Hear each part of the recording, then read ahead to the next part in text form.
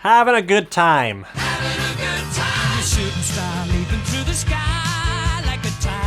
Hey friends, Andy here. How you doing? Good to see you. Have you started investing or do you want to start investing? Does the thought of investing make you break out in a cold sweat because it feels completely overwhelming? No fear, Andy is here, and today I'm going to be looking at 5 of my favorite apps for beginning investors. Even if you're a seasoned investor, stick around because I guarantee you that at least some of these apps will be worth checking out, regardless of how long you've been in the investing game. Today, just about anyone has the power to begin investing literally in the palm of your hands. But there are so many investment options and so many apps that you can use. How do you choose? Now, quick spoiler alert, if I had to pick the best app for absolute newbie investors, I'd go with Acorns, which makes it easy to save and takes off most of the decision-making pressure by giving you a limited but good range of portfolios you can invest in. But the truth is that they all stand out in different ways. It just depends on what you are looking for. If you want the full rundown on each app, then stick around while I go into more detail about what each app offers and who it's best for. So without further ado, let's review. Acorns was launched in 2012 with the express purpose of promoting incremental and passive investing. In other words, helping you invest easily, even if you don't have a lot of money or time. That's exactly what it does. One of Acorns' selling points is its round-up feature. You can set up your account so that whenever you make a purchase with a credit or debit card, the cost is automatically rounded up to the nearest whole dollar, and the extra change is set aside in an account for you. When that amount reaches $5, the money is automatically invested. This makes it incredibly easy to start investing with very little money. Another nice feature is automated investing. You can simply decide how much money you want to have contribute every day, week, month, or whatever, and Acorns automatically pulls that amount out of your bank account and invests it for you. Acorns offers just 5 preset investment portfolios, ranging from conservative to aggressive. This takes a lot of the guesswork out of trying to decide how to invest your money, but it is pretty limited as you can't rebalance your portfolio or invest in individual stocks or index funds. You do have to pay a monthly fee of $1, $3, or $5 a month to use Acorns, with the higher levels giving you access to IRA or custodial accounts for your kids. $1 to $5 a month may not sound like a lot, but if you consider the subscription cost as a type of fee, it actually might be pretty high depending on how much money you're investing. Still, that monthly fee might just be worth it if you're one of those people who aren't great at saving on your own or want a simple way to start investing. Acorns is a great option for people who are brand new to investing and want an easy, low-stress way to get their feet wet. Next on the list is Stash. If you liked Acorns' ease of getting started but would maybe prefer a more sophisticated set of investment options, Stash has you covered. Stash lets you get started with just $5, lets you set up automated investing, and it offers a roundup feature similar to Acorns when you use the Stash debit card. If you want to invest but aren't quite ready to pick your stocks, Stash will build a customized, smart portfolio for you based on your risk tolerance. They will rebalance it quarterly without you having to do anything. You can buy your own stocks or ETFs, and a nice thing about Stash is that it gives you the option of buying fractional shares of both. For example, if you've always wanted to own a part of Amazon, but don't quite want to shell out the $3,400 or whatever it currently is for a single share, you can buy just part of a share and only spend as much as you're comfortable with spending. One cool feature of Stash is its stock back program. Instead of giving you cash back when you use the Stash debit card, it gives you fractional shares of a company's stock. Buy a grande frappuccino, get a fractional share of Starbucks. Kind of fun, right? Stash and several other of these apps also offers an automatic dividend reinvestment plan known by the sexy shorthand of DRIP.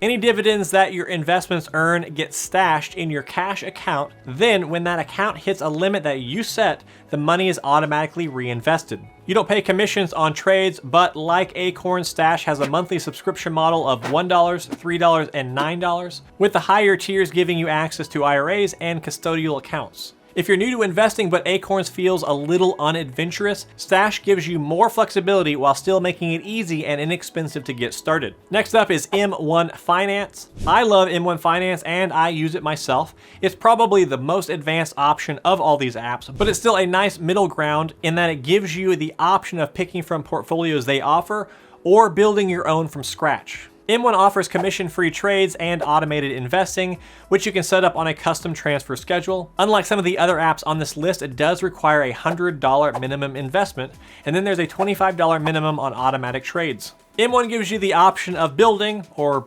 baking your own pie, which is M1's term for portfolio. You can choose up to 100 slices, which are percentages of your pie that you allocate to whichever stocks or ETFs you like. If that feels a little overwhelming, you can also have the option of choosing one or more of M1's expert pies, which are simply pre-assembled portfolios that you can pick based on what kind of strategy you want. And unlike real life, you can have as many pies as you want without having to count any calories. A downside to the pie system is that it's tricky to buy individual stocks because your investment is spread out across your pie. So if you wanted to buy shares of a company on a dip, you might have to rebalance the pie or set up a new one. Speaking of which, M1 only offers market orders, no limit or stop orders. Not a deal breaker for most of us, but definitely something you want to be aware of. Like Stash, it offers an automatic drip for your dividends. M1 has both free and paid versions. The paid version is a whopping $125 a year, but with that you get 1% APY on your cash accounts, 1% cash back, custodial accounts for your kids, and the option to borrow money up to 35% of your portfolio's value at a very competitive 2% interest, although that rate is subject to change. Good news though, unlike Stash and Acorns, you have access to IRAs at the free level. While $125 is a pretty hefty annual fee, it might be worth it in the long run depending on your needs. And if you sign up right now, you can get a year of M1 Plus for free. M1 is a great choice for people who don't mind the $100 minimum to get started, who want access to retirement accounts, who want more flexibility over their investments, and for people who like pie. Next up is Public. Public is a shiny little app that offers you most of the standard features of an investing app with the fun bonus of being able to sneak a peek at other people's portfolios. It offers commission-free trades, no account maintenance fees, no minimum investment, and instant access to funds, and an optional drip. Currently, they do not offer recurring deposits, though this feature is apparently in the works. Another drawback is they do not currently offer IRAs, and unlike these other apps, there's no automated option. You pick your own investments. Investment-wise, you can choose from stocks or ETFs, and Public will give you market, stop, and limit options on your trades. Public also gives you the option to buy fractional shares. A little confusingly, Public calls these slices, which is not to be confused with M1 slices, which are percentages of your pie. Public slices are fractional shares, and it doesn't offer pie at all. Man, I'm hungry for pie right now.